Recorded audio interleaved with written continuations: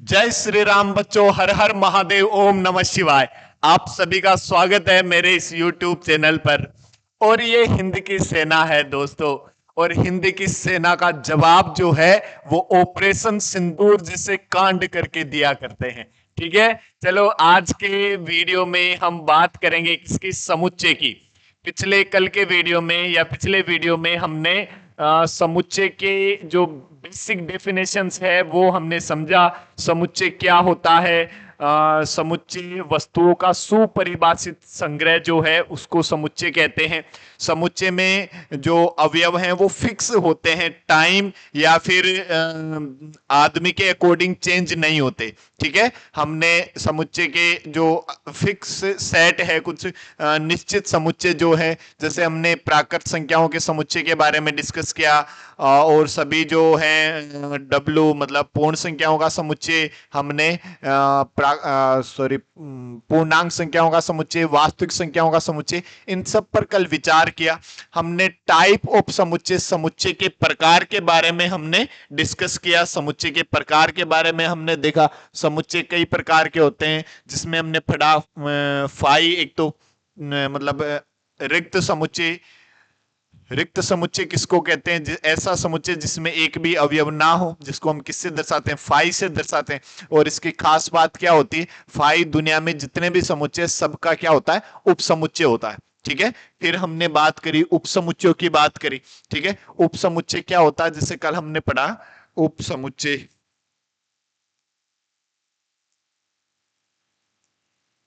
उपसमुच्चय के बारे में हमने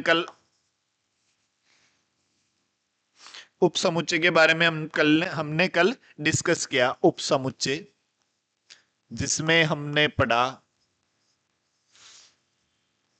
कि कोई सेट मान लो ए इक्वल्स टू, जो भी गिवन है 1 2 3, और एक सेट बी गिवन है 1 2, तो बी के सभी अवयव जो है समुच्चय ए में उपस्थित है। समुच्चय बी के सभी अवयव समुच्चय ए में उपस्थित है, तो बी को हम क्या कह देते हैं? बी सबसेट ऑफ ए। ठीक है, बी ए का सबसेट है, बी ए का उपसमुच्चय है। ठीक है, इसको हम उपसमुच्चय कह देते हैं, इसको हम अधिसमुच्चय कह देते हैं। सुपरसेट, ये सबसेट। ठीक है, जैसे मान लो ये ए है, इस ए के मैं टोटल कितने उपसमुच्चय बना सकता हूं?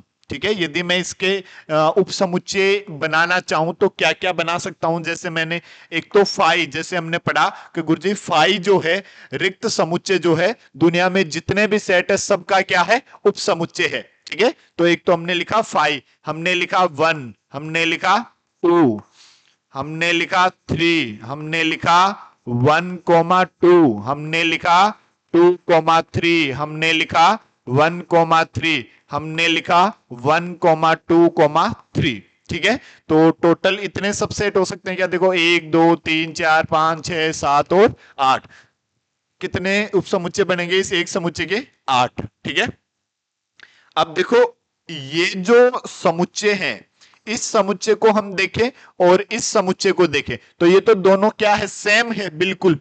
ठीक है, तो फिर क्या ये उसका सबसेट है? क्या ये उसका उपसमुच्चय है? हाँ, उपसमुच्चय तो है, लेकिन यदि एग्जैक्ट बराबर वाला होता है तो उसको हम कहते हैं अनुचित उपसमुच्चय। अनुचित उपसमुच्चय, उसको क्या कहते हैं? अनुचित उपसमुच्चय। और ये जो बचे हुए हैं इसके अलावा जो सब उससे कम हो, ठीक है, मतलब उससे छोटे हो, उन सबको क्या कह देते हैं? उचित समुच्चय। उन सबको क्या कह देते हैं हम? उचित समुच्चय। तो यदि आपसे पूछा जाए कि उचित समुच्चय, proper set, proper subset, proper subset, उचित उपसमुच्चय, और अनुचित उपसमुच्चय, इम्प्रॉपर सबसेट। ठीक है, तो उचित उपसमुच्चय और अनुचित उपसमुच्चय आपको अच्छे से समझ आया होगा। ठीक है, अब हम देखो आगे और बात करें। जैसे हम अंतराल की बात करें, ठीक है, तो अंतराल,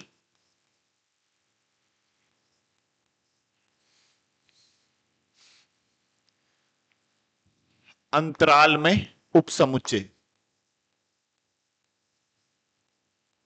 कई बार हम क्या कंफ्यूज हो जाते हैं कि अंतराल जैसा कुछ आ जाता है तो उसमें हम फिर सही से समझ नहीं पाते। जैसे मान लो आपके पास ऐसा लिखा हुआ है, एक तो लिखा हुआ x belongs to small bracket a comma b, और एक लिखा हुआ है x बिलोंग्स टू बड़ा ब्रैकेट a कोमा b, और एक लिखा हुआ है x बिलोंग्स टू मजला ब्रैकेट a कोमा b। ठीक है, क्या इन तीनों के मतलब क्या क्या है? कि गुरुजी हम तो बचपन में तो एक ही मतलब समझा करते थे, कभी छोटे की जगह बड़ा भी लगा देते थे, बड़े की जगह छोटा भी लगा देते थे। ठीक है, लेकिन अब जो है इनके अलग अलग मतलब होते हैं। अलग अलग कैसे?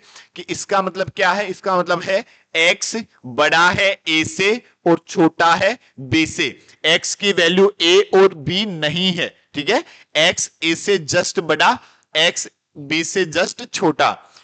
इसका मतलब क्या है? x greater than equal a, less than equal b। छोटे और बड़े कोष्टक में ये अंतर है। देखो क्या कि x की जो वैल्यू है a के बराबर या a से बड़ी, b के बराबर या b से छोटी है।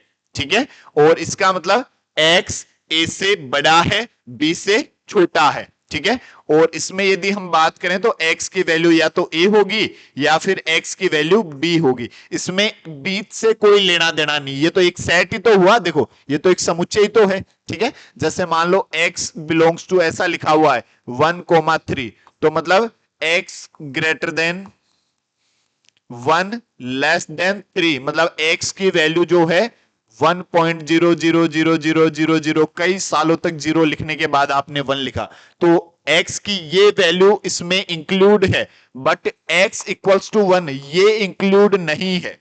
ठीक है, मतलब 1 नहीं है, 1 से जस्ट बड़ा, थोड़ा सा भी बड़ा ले लो आप। ठीक है, और इसका मतलब क्या है? x greater than equal a, less than equal b। ठीक है, ये अंतराल का मतलब होता है। तीन अंतराल, तीनों अंतराल जो मार्केट में चला करते हैं, तो उन तीनों अंतराल की डेफिनेशंस क्या है? ये है डेफिनेशंस। ठीक है, क्लियर है? अब हम बात करते हैं किसकी? घात समुच्चय की। ठीक है, कि घात समुच्चय क्या होता है? घात समुच्चय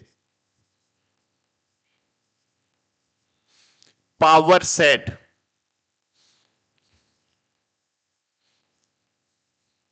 घात समुच्चय की यदि हम बात करें, देखो घात समुच्चय क्या होता है? कोई सेट आपको गिवन है, कोई समुच्चय आपको दिया हुआ है, तो उस समुच्चय के सभी उप समुच्चयों का समूह जो है उसी को क्या कहते हैं? घात समुच्चय कहते हैं। ठीक है, मतलब कि यदि आपके पास ये दिया हुआ है कि a equals to a comma b, तो यदि हम इसके सभी उप समुच्चयों की बात करें तो उप समुच्चय क्या क्या बनेंगे गुरुजी? एक तो फाई बनेगा। फाई को तो सबसे पहले लिखना है। हम जानते हैं दुनिया में किसी भी सेट के सबसेट की बात कर ले तो सबसे पहला नाम तो हमें फाई लिखना है। ठीक है, तो फाई, फिर हम लिख सकते हैं ए बोल सकते हैं, एक बी हो सकता है, और एक ए कोमा बी हो सकता है। इनके अलावा भी कोई पांचा किसी के दिमाग में आ रहा है क्या? नहीं नहीं नहीं नहीं। ठीक है, तो इनका जो समूह है उसे ही क्या कहते हैं? सबसेट। मतलब पी ऑफ ए किससे दर्शाते हैं इसको? पी ए से। इस तरह से इसका मतलब क्या लिखा हुआ? एक का पावर सेट, एक का घात समुच्चय। ठीक है, पी ए किसको दर्शाता है? सभी उप समुच्चय के समूह को दर्शाता है। ठीक है, अब यदि मैं इनकी बात करूं कि इसमें अनुचित उपसमुच्चय कौन सा है, ये वाला जो सेट है वो कैसा है? अनुचित उपसमुच्चय। अनुचित उपसमुच्चय कौन सा होता है? जो बराबर वाला होता है, एग्जैक्ट बराबर वाला। ठीक है, और उससे कम वाले क्या होते हैं? उससे कम वाले उचित उपसमुच्चय क्या होते हैं? उचित उप समुच्चय। शाबाश। ठीक है, तो ये पीए हुआ। ठीक है, क्लियर? अब देखो यदि हम बात करें कि गुरुजी किसी कोई सेट आपको दिया हुआ है, कोई भी सेट आपको दिया हुआ है, जैसे मैंने एक और ले लिया, जैसे बी बराबर ये ए बी और सी। ठीक है, ये एक और ले लिया मैंने।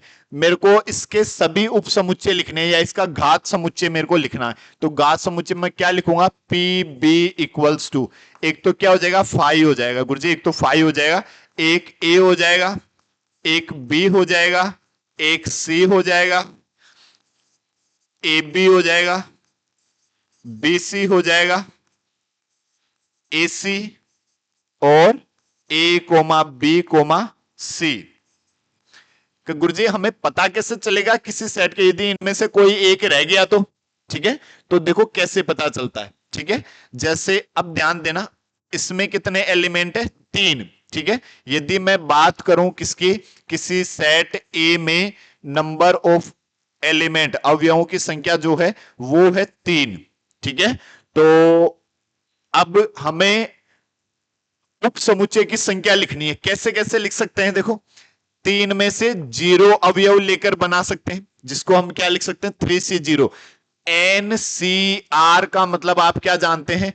N विभिन्न वस्तुओं में से R वस्तुओं को लेकर बनने वाले समूह है। ठीक है, वो क्या होता है? NCR। आपने क्रमचय संचय में पढ़ा होगा। ठीक है, और हम इसमें भी डिस्कस करेंगे, क्रमचय संचय सारे टॉपिक डिस्कस करेंगे। ठीक है, आप दिल थाम के बैठे रहें और पूरा फोकस करते रहे, समझते रहे। ठीक है, चलो 3C0 और क्या लिखा जा सकता है? 3C1। ठीक है, 3 में से एक एक अवयव लेकर भी उपसमुच्चय बना सकते हैं। और क्या लिख सकते हैं हम? 3C2। 3 में से दो दो अवयव लेकर भी उपसमुच्चय बनाए जा सकते हैं। और 3C3। ठीक है, 3C3 मतलब 3 में से तीनों अवयव लेकर भी उपसमुच्चय बनाए जा सकते हैं। ठीक है, अब ये NCR क्या होता है? Factorial N divide by factorial R factorial N minus R। ठीक है, ये होता है। या फिर इसको डायरेक्ट हम कैसे लिखते हैं? जैसे 4C2 ऐसा लिखा हुआ है, तो 4 को एक एक कम करके 2 बार लिख देते हैं, मतलब 4 इंटू 3, और इसको 1 तक जाने देंगे। ठीक है, जितना भी होगा, मतलब ऊपर जो भी लिखा हुआ है, नीचे जो भी लिखा हुआ है। ठीक है, तो ऊपर वाले को एक एक कम कर, जितना लिखा हुआ है उतने टाइम लिख दो और इसको 1 तक जाने दो। ठीक है, तो जैसे 3C0 NC0 की वैल्यू क्या होती है? 1। ठीक है, आप इसमें वैल्यू पुट करके भी पता कर सकते हैं। ठीक है, तो इसकी वैल्यू तो कितनी? 1। और 3C1 की 3, और 3C2 की भी कितनी हो जाएगी? 3। आप देखो, इसको देख सकते हैं, 3C2, तो 3 इंटू 2, और इसको 1 तक जाने देना है, 2 इंटू 1। ये 2 से 2 गया, कितना बचा? 3। और 3C3 की वैल्यू 1, तो 3 प्लस 3 कितने? 6 और 1 7 और 1 8। तो टोटल कितने उपसमुच्चय बनेंगे? 8। ठीक है, हमें ये पता चला। कहने का मतलब क्या? इसमें अवयवों की संख्या कितनी है? 3। ठीक है, तो जो PA होगा, ठीक है, इसमें अवयवों की संख्या कितनी होगी? 2 की पावर 3 मतलब 8। ठीक है, कैसे पता चला? ऐसे पता चला। ठीक है, मतलब अब इसी को यदि हम जनरलाइज करना चाहें कि यदि मान लो सेट ए में अवयवों की संख्या है n, ठीक है, तो इसके पावर सेट, इसके घात समुच्चय में अवयवों की संख्या कितनी होगी? 2 की पावर n। ठीक है, आप ऐसे भी देख सकते हैं कि जैसे जैसे मान लो एक सेट ए में अवयवों की संख्या कितनी है? n है। ठीक है, एक समुच्चय ए में अवयवों की संख्या कितनी है? n है। ठीक है, तो इस n से बनने वाले कितने समूह हम बना सकते हैं? ठीक है, तो हम गुरुजी, एक तो हम NC0, n में से एक भी अवयव नहीं ले फिर बनने वाले समूह NC0। और क्या हो सकता है? NC1, n में से एक अवयव लेकर बनने वाले समूह है। या फिर NC2, या फिर NC3, या फिर डॉट डॉट डॉट कहां तक? प्लस NCN तक। ठीक है, और ये NC0 plus NC1 plus NC2 plus NC3 NCN, इसकी वैल्यू क्या होती है? 2 की पावर n। कहां पढ़ी है आपने? द्विपद प्रमेय में। ठीक है, द्विपद प्रमेय में आपने पढ़ी कि 1 प्लस एक्स की घात n। ठीक है, तो उसका जो प्रसार है वो यही होता है। ठीक है, उसमें हम x की जगह 1 पुट कर देते हैं, तो ठीक है, तो अभी आप ये याद रखें, इसकी वैल्यू क्या होती है? 2 की पावर n। ठीक है, क्लियर? जैसे इस पर क्वेश्चन आए हुए कि यदि एक सेट ए में अवयवों की संख्या 6 है, ठीक है, तो ऐसे उप समुच्चयों की संख्या ज्ञात कीजिए जिनमें 3 से ज्यादा अवयव हो। ठीक है, 3 से ज्यादा अवयवों वाले उप समुच्चयों की संख्या ये आपको ज्ञात करनी है। ठीक है, कितने? तीन से ज्यादा अवयव कौन कौन से हो सकते हैं? चार हो सकते हैं, पांच हो सकते हैं, या फिर पूरे के पूरे छह हो सकते हैं। ठीक है, तो हम क्या लिख सकते हैं? देखो, हम लिख सकते हैं 6C4 लिखा जा सकता है, +6C5 लिखा जा सकता है, या फिर 6C6 लिखा जा सकता है। तीन ही पॉसिबिलिटी हो सकती। 6C3 वो तो हम नहीं लिख सकते ना। क्यों नहीं लिख सकते? 6C3 उसमें तो तीन ही अवयव होंगे, ये तो तीन से ज्यादा अवयवों की बात कर रहा है। यदि यहीं पे ऐसा लिखा होता तीन या तीन से ज्यादा अवयवों वाले उपसमुच्चयों की संख्या, ठीक है, तब हम बात करते 6C3 की भी। ठीक है, अब इनको हम कैलकुलेट कर लेंगे, तो इसकी वैल्यू क्या हो जाएगी? देखो, 6 × 5 डिवाइड बाई 2 × 1। ठीक है, ये जैसे आप इसको सोल्व कैसे करेंगे? 6C4 इक्वल्स टू, या तो आप ऐसे कर दो कि 4 टाइम्स 6 × 5 × 4 × 3 डिवाइड बाई 4 × 3 × 2 × 1। तो यहां देखो 4 और 3 से 4 और 3 कट जाएंगे, यही मैंने लिखा। देखो, ठीक है, 6 × 5 डिवाइड बाई 2 × 1। ठीक है, ऐसा कैसे लिखा? एक इसमें एक और प्रॉपर्टी होती है, NCX इक्वल्स टू NCN-X। ठीक है, या फिर NCR बराबर NCN-R। ये एक प्रॉपर्टी और होती है। तो यदि आपके पास 6C4 लिखा हुआ है, तो 6C6 - 4 तो कितना आया? 6C2। ठीक है, ये कितना है? 6C2। तो मैंने 6C4 को क्या लिखा? 6C2, और उसी के अकॉर्डिंग इसको मैंने सोल्व कर दिया। ठीक है, तो 6C5 ये किसके बराबर होगा? 6C6 - 5 मतलब 6C1 के बराबर होगा। 6C1 की वैल्यू कितनी आ जाएगी? 6 ही आ जाएगी, और 6C6 की वैल्यू कितनी? 1। ये कट गया कितना? 3 बार, तो 5 × 3 = 15 + 6 + 1, 15 और 6 21 और 1 22। तो टोटल कितने उपसमुच्चय बनेंगे? 22 उपसमुच्चय बनेंगे। कौन से उपसमुच्चय? जिसमें 4 से ज्यादा अवयव हो। यदि मैं आपसे पूछूं, बताओ बच्चों, इस समुच्चय के टोटल कितने उपसमुच्चय होंगे? ठीक है, इस समुच्चय के टोटल कितने उपसमुच्चय होंगे? तो कितने बताओगे आप? इसमें अवयवों की संख्या कितनी है? 6। तो आप क्या लिखोगे? 2⁶, और 2⁶ की वैल्यू कितनी होती है? 64। ठीक है, तो इस पूरे समुच्चय के कितने उपसमुच्चय बनेंगे? 64। ठीक है, क्लियर है? जैसे एक और क्वेश्चन की हम बात करें, जैसे मान लो आपको ये दे दिया कि NA इक्वल्स टू 1। ठीक है, एक समुच्चय A है जिसमें अवयवों की संख्या कितनी है? 1। ठीक है, एक समुच्चय A में एक अवयव है। ठीक है, तो अब आपको पूछ रहा है कि यदि ऐसा हो तो N P A की वैल्यू क्या होगी? ठीक है, यदि आपसे ऐसे पूछा, ठीक है, तो P ऑफ का मतलब क्या है? Power set. पावर सेट मतलब घात समुच्चय। ठीक है, तो यदि NA इक्वल्स टू 1 है, ठीक है, तो N ऑफ PA इसके घात समुच्चय में कितने अवयव होंगे? 2⁻1। ठीक है, यही हमने देखो पिछली स्लाइड में हमने यही सीखा, क्या कि यदि यदि एक समुच्चय A में अवयवों की संख्या कितनी है? 6 है, तो इसके टोटल अवयवों की संख्या इसमें इसके घात समुच्चय में अवयवों की संख्या कितनी होगी? 2⁶। यदि एक समुच्चय में अवयवों की संख्या 3 है, तो उसके घात समुच्चय में अवयवों की संख्या कितनी होगी? 2⁵। यदि एक समुच्चय में अवयवों की संख्या 10 है, तो उसके घात समुच्चय में अवयवों की संख्या कितनी होगी? 2⁻10। ठीक है, और यदि एक समुच्चय में अवयवों की संख्या 50 है, तो उसके घात समुच्चय में अवयवों की संख्या कितनी होगी? 2⁻50। ठीक है, तो यदि एक समुच्चय A में अवयवों की संख्या कितनी है? 1, तो इसके घात समुच्चय में अवयवों की संख्या कितनी होगी? 2⁻1 मतलब 2। ठीक है, अब ये तो एक पीए की वैल्यू आई, यहां तो 3 पीए दिए हुए। ठीक है, तो यदि मैं बात करूं एन पी ऑफ ए, अब आप ये मान लो कि ये एक समुच्चय है जिसमें अवयवों की संख्या कितनी है? 2। ठीक है, ये एक समुच्चय है जिसमें अवयवों की संख्या कितनी है, 2। ठीक है, तो इसके घात समुच्चय में अवयवों की संख्या कितनी होगी, 2 मतलब कितना आ जाएगा, 4। ठीक है, क्लियर है। यदि ये कितने पी आ गए, 2 आ गए। अब हमें एक और चाहिए, तो हम और क्या करेंगे, एन पी ए। यदि हम इसकी बात करें, देखो, तो अब इस पूरे को एक समुच्चय मान लो आप, तो इसमें अवयवों की संख्या कितनी है, 4। तो इसमें अवयवों की संख्या कितनी होगी, 2 की पावर 4। 2 की पावर 4 कितनी, 16।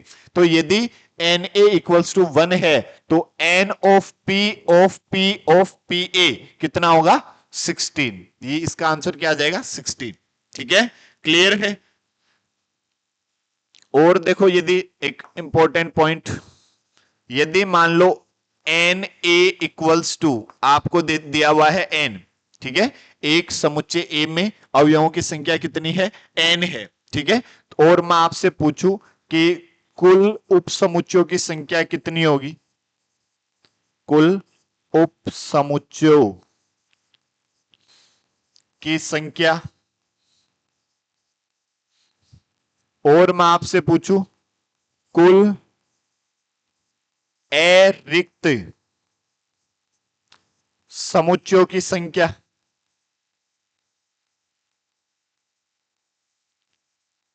और मैं आपसे पूछूं कुल उचित उप समुच्चयों की संख्या,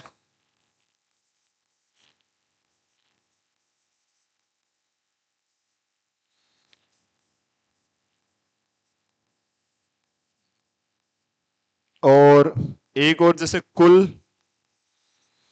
अरिक्त उप समुच्चयों की संख्या। जैसे ये मैंने पूछा आपसे, तो कुल उप समुच्चयों की संख्या बताओ कितनी होगी, कुल उप समुच्चयों की संख्या हो जाएगी 2 की पावर n। ठीक है, क्या हो जाएगी, 2 की पावर n। और कुल अरिक्त समुच्चयों की संख्या, अरिक्त मतलब जो खाली नहीं हो। ठीक है, तो टोटल कितने हैं, 2 की पावर n उप समुच्चय। अब उनमें खाली समुच्चय कितने हैं, एक, 5, सिंगल ही है, देखो। ठीक है, तो हम क्या करेंगे, 2 की पावर n और इसमें से एक को सब्ट्रैक्ट कर देंगे। कुल उचित उप समुच्चयों की संख्या। ठीक है, ऐसे उप समुच्चय जो उचित है, तो उचित उप समुच्चय कौन सा नहीं होता, ऐसा समुच्चय जिसमें सभी एलिमेंट होते हैं। ठीक है, उसके बराबर वाले के जो बराबर होता है ना, उसको हम क्या कहते हैं, अनुचित उप समुच्चय। ठीक है, तो उसके अलावा जो बच गए वो सब के सब क्या है, उचित उप समुच्चय है। ठीक है, तो एक समुच्चय हमें घटाना चाहिए। ठीक है, तो हम क्या लिखेंगे, यही ऊपर वाला आ जाएगा, 2 की पावर n-1। यदि हम बात करें कुल अरिक्त उप समुच्चयों की संख्या, ठीक है, कुल अरिक्त उचित, ऐसे लिख लो इसको, क्योंकि ये तो सेम ही हो गई। कुल अरिक्त उचित उप समुच्चयों की संख्या, जो अरिक्त भी है मतलब खाली भी नहीं है और उचित भी है, तो एक तो पहला घटा दो, पहला कौन सा है, रिक्त, और एक लास्ट वाला घटा दो, लास्ट वाला कौन सा है, अनुचित, उसके बराबर वाला है ना, तो 1 और 1 हम माइनस कर देंगे, मतलब क्या हुआ, आंसर क्या आ जाएगा आपके पास 2 की पावर n-2। ठीक है, तो ये क्या हुआ, उचित उप समुच्चयों की संख्या तो क्या हो जाएगी, 2 की पावर n-2। कुल उचित उप समुच्चयों की संख्या क्या हो जाएगी, 2 की पावर n-1। अरिक्त समुच्चयों की संख्या 2 की पावर n-1, और कुल उप समुच्चयों की संख्या कितनी हो जाएगी, 2 की पावर n। ठीक है, तो आपको यदि कोई भी समुच्चय दिया हुआ, उसमें अवयवों की संख्या दी हुई, तो यदि आपसे कुछ इस तरह से पूछे तब भी आप बता सकते हैं। ठीक है, एक एक को सोल्व करें, एक एक को सोल्व करें। ठीक है, पी ए, फिर इसको सोल्व करें, फिर इसको सोल्व करें, एक साथ देखकर घबराए नहीं, डरे नहीं। ठीक है, क्लियर। और यदि आपको इस तरह से कोई भी पूछ ले तब भी आप बता सकते हैं। ठीक है, क्लियर है। यदि आपसे पिछला जो क्वेश्चन था, एक ये भी बड़ा इंपॉर्टेंट है ये वाला। ठीक है, कि यदि किसी समुच्चय में अवयवों की संख्या हो तो कम या ज्यादा, जैसे मान लो आपसे कह दे कि इसमें और कंडीशन ऐसे दे सकता है, दो से कम वाले अवयव, ठीक है, तब हम क्या ले लेते, 6C0 6C1 ले लेते। यदि दो या दो से कम अवयव हो तो 6C0 6C1 प्लस 6C2 ऐसे ले लेंगे, ठीक है। तो किसी भी टाइप का यदि इसमें से क्वेश्चन पूछ सकता है तो आप बता सकते हैं। क्वेश्चन प्रैक्टिस करोगे तो चीजें एकदम क्रिस्टल क्लियर होने लग जाएगी, ठीक है, अच्छे से फील आने लग जाएगी, अच्छा हाँ ये क्या है, ठीक है। हाँ, अब हम बात करें, देखो, समुच्चयों पर संक्रियाओं की। समुच्चय या समुच्चयों पर संक्रियाएं।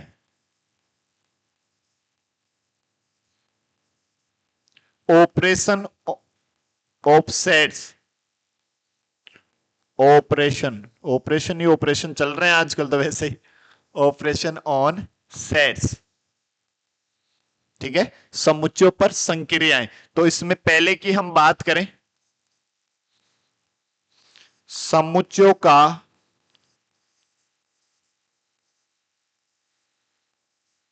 सम्मिलन। सम्मिलन मतलब union of sets,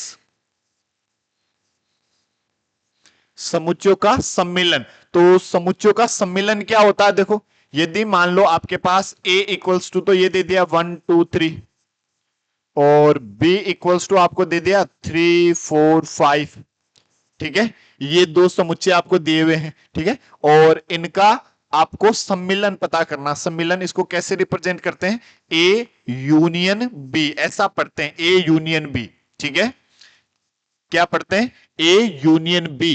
A union B का मतलब क्या है, ऐसे या ऐसा समुच्चय जिसमें ए के भी सभी अवयव हो और बी के भी सभी अवयव हो, उस समुच्चय को क्या कहते हैं, सम्मिलन कहते हैं, ठीक है। ए यूनियन बी का मतलब ऐसा समुच्चय जिसमें ए और बी के सभी एलिमेंट उपस्थित हो, सभी अवयव उपस्थित हो, ठीक है। जैसे हम बात करें ए यूनियन बी, ठीक है, यहां इसकी यदि हम बात करें ए यूनियन बी, तो क्या हो जाएगा, ए के भी सभी अवयव और बी के भी सभी अवयव। तो देखो, एक दो तीन, और अब तीन इसमें भी है और इसमें भी है, तो जो अवयव दोनों में होता है उसको एक ही बार लिखते हैं हम समुच्चय में। हम जानते हैं किसी भी अवयव को समुच्चय में दो बार नहीं लिखा जाता, ठीक है। तो यदि तीन इसमें भी है और इसमें भी है तो आप एक जगह ही लिखेंगे, 3 4 और 5। तो ए यूनियन बी क्या है आपके पास, 1 2 3 4 5, ठीक है। तो ए यूनियन बी आपको समझ आया, यूनियन का मतलब क्या है, ए और बी के सभी एलिमेंट, बस इतनी सी डेफिनेशन है। ए यूनियन बी का मतलब क्या है, ऐसा समुच्चय जिसमें ए और बी के सभी अवयव उपस्थित हो, उसको क्या कह देते हैं, ए यूनियन बी, ठीक है। फिर यदि हम सेकंड की बात करें, समुच्चयों का सर्वनिष्ठ।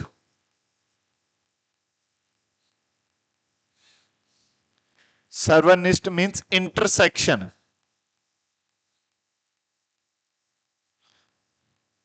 इंटरसेक्शन ऑफ सेट्स, समुच्चयों का सर्वनिष्ठ, इंटरसेक्शन ऑफ सेट्स, ठीक है। इंटरसेक्शन मतलब कैसे, ए इंटरसेक्शन बी, ऐसे इसको लिखा जाता है, ठीक है, ए intersection B.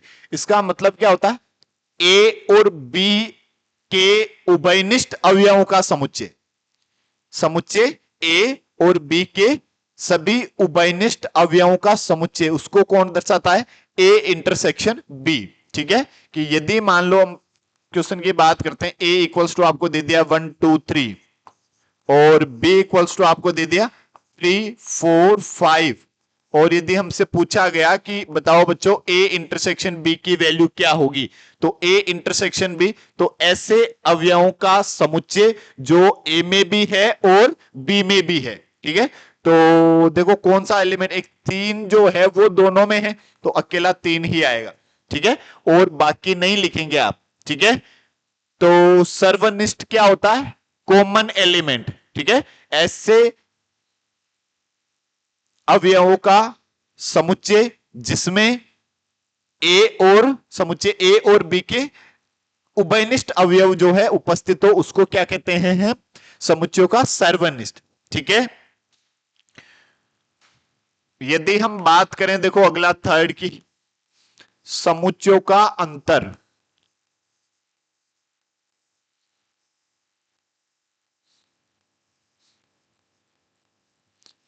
Difference of sets.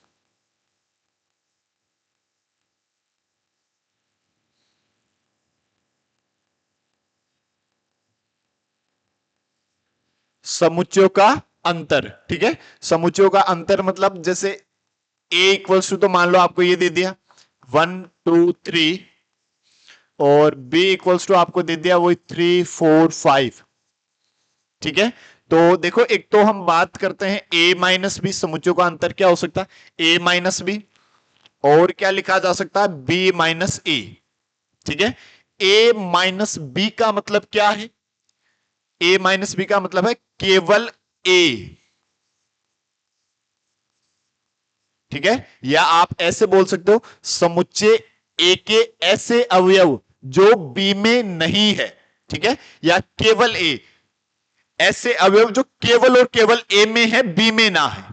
ठीक है, ए माइनस बी मीन्स समुच्चय ए के ऐसे अवयव जो समुच्चय बी में नहीं है। बी माइनस ए की यदि हम बात करें तो समुच्चय बी के ऐसे अवयव जो ए में उपस्थित नहीं है। ठीक है, या फिर इसको भी हम क्या कह सकते हैं? केवल बी। ठीक है, तो यदि इसमें हम बात करें ए माइनस बी की, ठीक है, ए माइनस बी की बात करें तो ऐसे अवयवों का समुच्चय जो केवल और केवल ए में उपस्थित है। ठीक है, तो ए में उपस्थित वाले कौन से हैं? देखो एक है, दो है, हाँ तीन जो है वो इस दूसरे वाले बी में भी उपस्थित है, तो तीन को तो हम लेंगे नहीं। ठीक है, तो कौन कौन से आ जाएंगे? 1 और 2।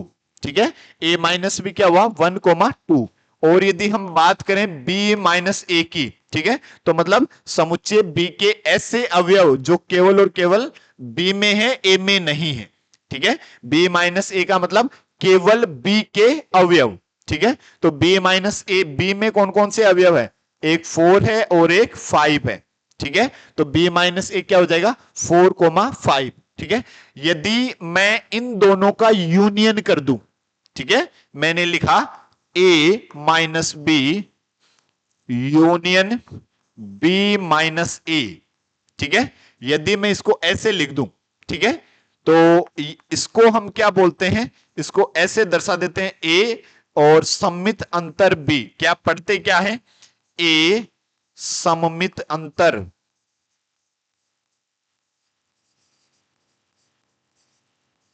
बी। ठीक है, यदि मान लो आपसे ये पूछा जाए, यदि या तो इस तरह से दे दे कोई आपको, मान लो यही यही क्वेश्चन दे दिया, ए बराबर 1 2 3 और बी इक्वल्स टू 3 4 5। ठीक है, ये दे दिया और आपसे कहा कि समुच्चय ए व बी का सम्मित अंतर ज्ञात कीजिए। अब सम्मित अंतर में वैसे जाग आने लग जाते हैं, समझने लग जाते हैं यार सम्मित अंतर क्या होगा। ठीक है, तो सम्मित अंतर कोई स्पेशल नहीं है, ए माइनस बी और बी माइनस ए का यूनियन। ठीक है, तो यदि इसके लिए हम सम्मित अंतर की बात करें तो ये क्या होगा? देखो 1 2 4 और 5। ठीक है, ये हमारे पास क्या हो गया? सम्मित अंतर हो गया। ठीक है, क्लियर है? तो आपको सम्मित अंतर पता करना हो तो इस तरह से पता करते हैं। ये आप याद रखें कि ए सम्मित अंतर B equals to A minus B union B minus A. ठीक है, ये बड़ा इंपॉर्टेंट।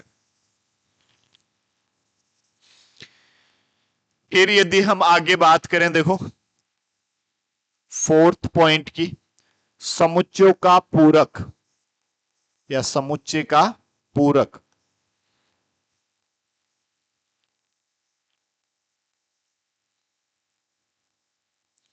कॉम्प्लीमेंट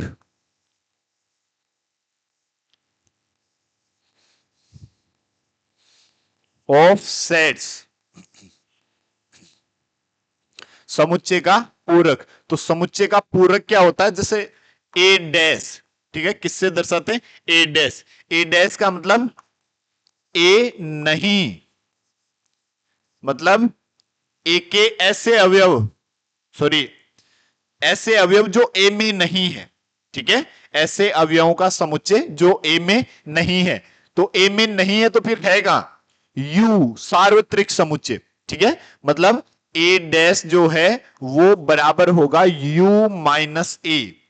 ठीक है, मतलब यू के ऐसे अवयव जो ए में नहीं है। यू क्या है? सार्वत्रिक समुच्चय। ठीक है, या आप इसको उधर लेकर जाते हैं तो आप क्या बोल सकते हैं? ए यूनियन ए डैश, ये मिलकर क्या बनता है? यूनिवर्सल सेट, सार्वत्रिक समुच्चय।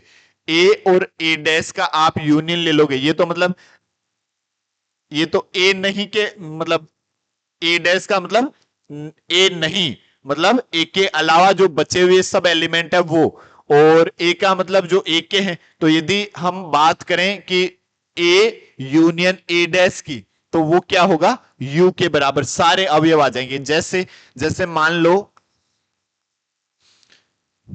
आपको u जो है वो गिवन है 1 2 3 4 5 6 7 8 और 9, ये आपको u गिवन है।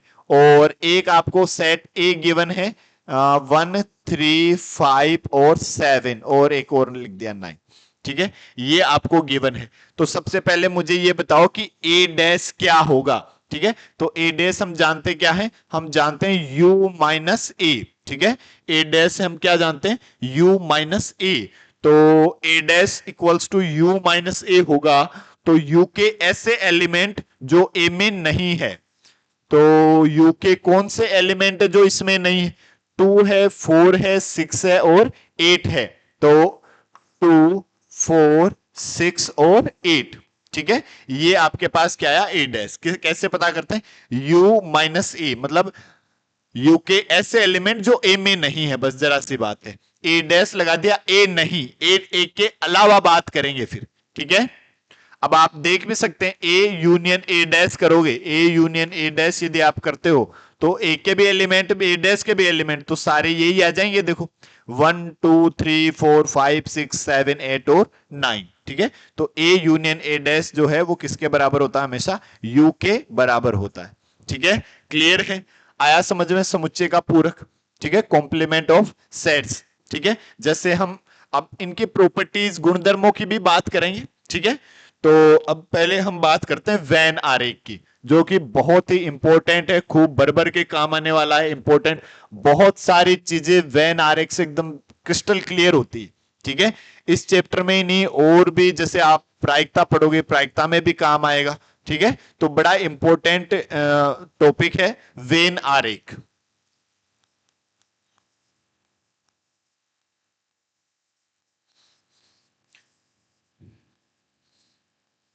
Venn diagram.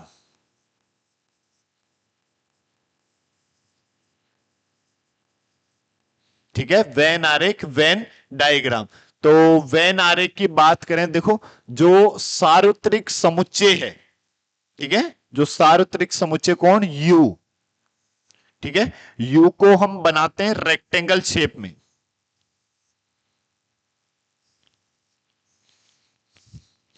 यू को हम कौन सी शेप में बनाते हैं? रेक्टेंगल शेप, आयताकार फॉर्म में हम यू को दर्शाया करते हैं।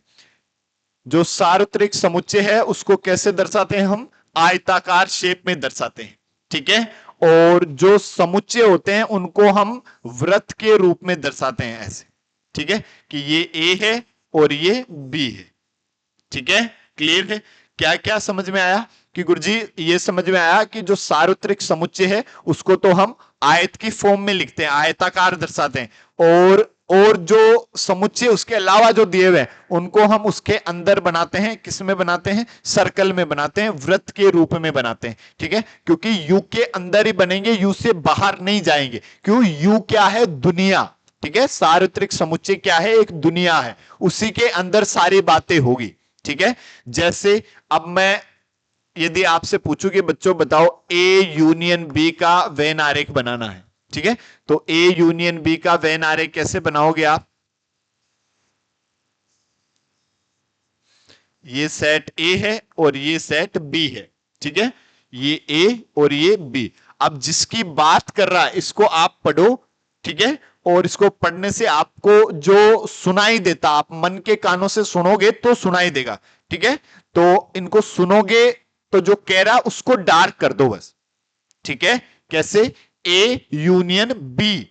ए यूनियन बी का मतलब समुच्चय ए और बी के सभी अवयव, ठीक है। तो समुच्चय ए और बी के सभी अवयव, तो इसको पूरे को डार्क कर दो आप।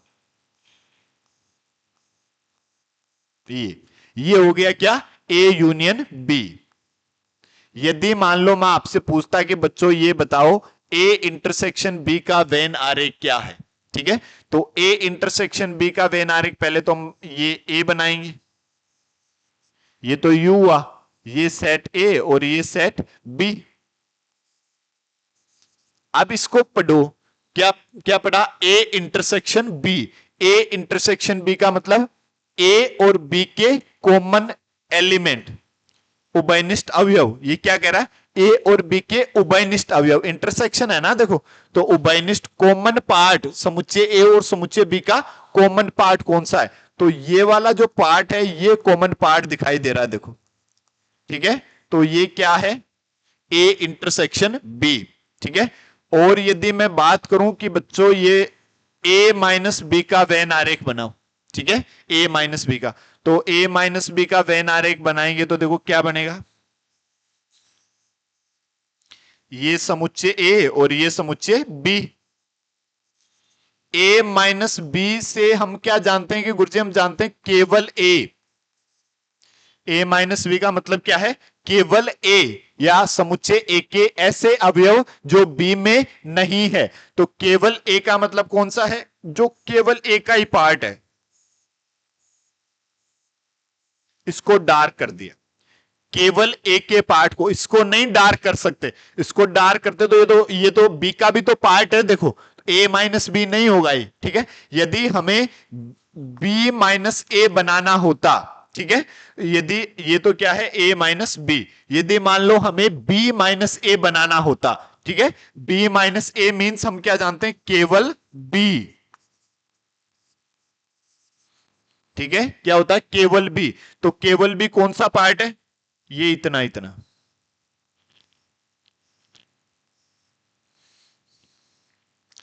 ये है बी माइनस ए,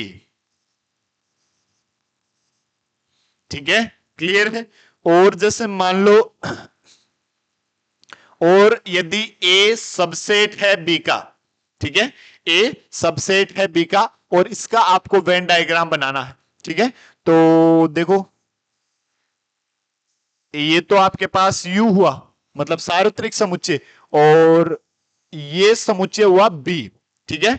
और ए यदि बी का उपसमुच्चय है, यदि ए जो है वो बी का उपसमुच्चय है, तो ए के सभी अवयव समुच्चय बी में उपस्थित होंगे, ठीक है। और यदि समुच्चय ए के सभी अवयव बी में उपस्थित होंगे तो ए का जो वेन, इसका जो वेन आरेख बनेगा ए बी के अंदर ही होगा। यदि आप इसको ऐसे बाहर लिख दोगे, इधर लिख दोगे, ठीक है, तो फिर तो बाहर भी तो चल जाएगा। तो सबसेट का मतलब क्या हुआ? फिर उपसमुच्चय का मतलब क्या हुआ? कि यदि ए बी का उपसमुच्चय है तो ए के सभी अवयव बी में उपस्थित है, और यदि ए के सभी अवयव बी में उपस्थित है तो समुच्चय में तो हम एक अवयव को एक ही बार लिखते हैं। तो ए और बी के जो सेम अवयव है उनको दो बार नहीं लिख सकते, ठीक है। तो ए को हम बी के अंदर ही बनाएंगे, ठीक है, क्लियर है।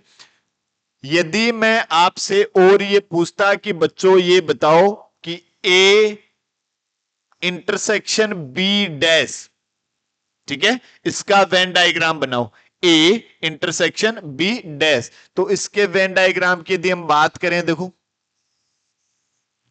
एक तो ए सेट, एक बी सेट, ये तो ए है, ये बी है। अब इसका मतलब क्या समझो, देखो, जैसे मैंने ये बनाया, ये ए और ये बी, ठीक है, तो ए इंटरसेक्शन बी डैश, ये तो ए है, तो ये वाला पार्ट हुआ, ठीक है, ये तो ए। यदि मान लो ऐसे कोई टिपिकल आ जाए, कोई भी टिपिकल जो आपको पहली बार में नहीं समझ आ रहा, ठीक है, तो आप उसको ऐसे रफली बनाकर ऐसे चेक कर सकते हैं। इंटरसेक्शन ये ए और ये बी, तो बी डैश, ये बी है ये ए है, बी डैश का मतलब बी के अलावा सब, तो बी के अलावा सब कौन से, ये सब। इसको मैंने डार्क कर दिया। अब इन दोनों में कॉमन पार्ट देखो, कौन सा पार्ट कॉमन है। तो देखो ये वाला जो पार्ट है, ये दोनों में कॉमन पार्ट है। इसके अलावा यदि कोई और पार्ट किसी को कॉमन दिख रहा है तो कमेंट बॉक्स में कमेंट करके बताएं, और यदि नहीं दिख रहा है तो भी कमेंट करें, पर तब कमेंट में जय श्री राम लिखें, ठीक है। तो ए इंटरसेक्शन बी डैश, तो ए इंटरसेक्शन बी डैश का मतलब क्या, केवल इतना सा पार्ट, इतना सा पार्ट का मतलब क्या हुआ, ये वाला पार्ट। और इसको यदि आप गौर से देखोगे, ठीक है, तो ये क्या है कि गुरुजी ये a माइनस बी तो लिखा हुआ है, केवल a लिखा हुआ है, ओनली a लिखा हुआ है, ठीक है। तो मतलब अब यहां से देखो, इसको देखकर हमें यह भी पता चला कि a इंटरसेक्शन b डैश और a माइनस बी दोनों क्या होते हैं, बराबर होते हैं, ठीक है। दोनों कैसे होते हैं, बराबर होते हैं। और यदि हम बात करें, देखो जैसे ए डैश इंटरसेक्शन बी की बात करें, ठीक है, ए डैश इंटरसेक्शन बी, ये सेट ए ये सेट बी, तो ए डैश का मतलब ए के अलावा, ठीक है, और बी का मतलब बी के अवयव, ठीक है। तो ए के अलावा और बी के अवयव, तो देखो ये कॉमन पार्ट आएगा, इधर वाला, ठीक है। ये क्या है, ए डैश इंटरसेक्शन बी। आप उसी की तरह इसको भी बनाकर देख सकते हैं, कैसे, देखो जैसे ये तो पहले लिखा मैंने ए डैश, तो ए डैश का मतलब क्या हुआ, ए के अलावा सब,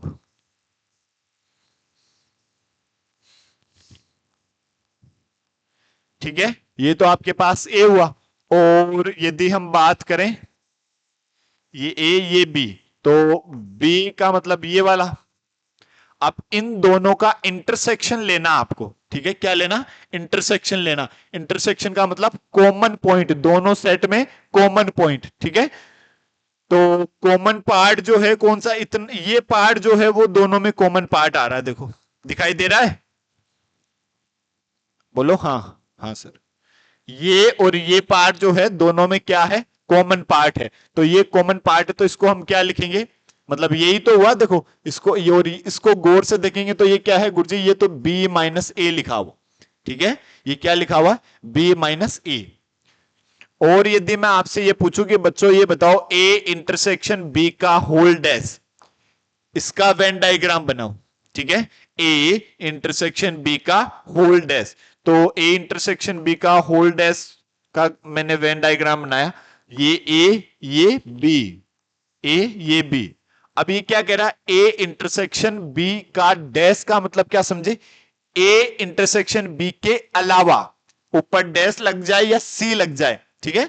मतलब ऐसा भी लिखा जा सकता है, जो कॉम्प्लीमेंट को कई बार ऐसे भी लिख देता है, ए इंटरसेक्शन बी सी, ठीक है, ऐसे भी लिख देता है, ठीक है। तो ए इंटरसेक्शन बी का डैश मतलब ए इंटरसेक्शन बी के अलावा, ठीक है। ए इंटरसेक्शन बी के अलावा मतलब ए इंटरसेक्शन बी तो कौन सा है कि गुरुजी, ए इंटरसेक्शन बी तो ये है, ये छोटा वाला, ये हम जानते हैं, ठीक है। और इसके अलावा मतलब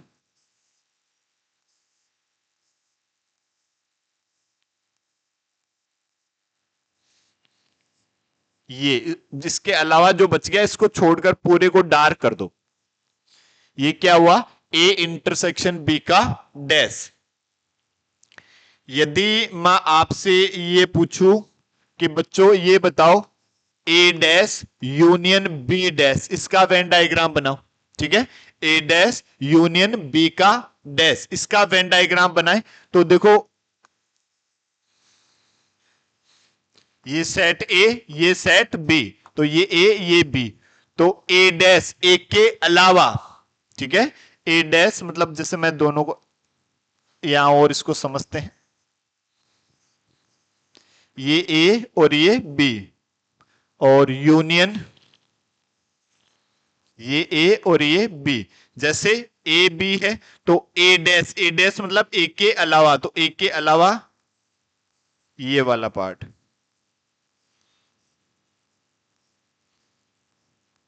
ठीक है। और फिर बी डैश का मतलब बी के अलावा, ठीक है। तो बी के अलावा मतलब कौन सा पार्ट, ये वाला पार्ट, ठीक है। ये क्या हुआ, बी डैश हुआ। अब इन दोनों का यूनियन, यूनियन का मतलब ऐड करना है, ठीक है।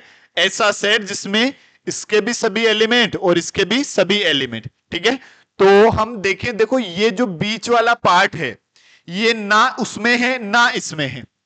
यदि ये नहीं है तो ये तो आएगा नहीं, दोनों में ही नहीं है तो ऐसे एलिमेंट नहीं आते ना यूनियन में जो दोनों में ही नहीं हो, ठीक है। तो ये वाला बीच वाला पार्ट आएगा नहीं, ये इसमें नहीं है तो ये इसमें है, और ये इसमें है तो इसमें नहीं है। कहने का मतलब कंप्लीट आ जाएंगे, मतलब क्या कह देंगे, केवल ये वाला पार्ट नहीं आएगा और कंप्लीट आ जाएगा, मतलब कौन सा, ये ऐसे,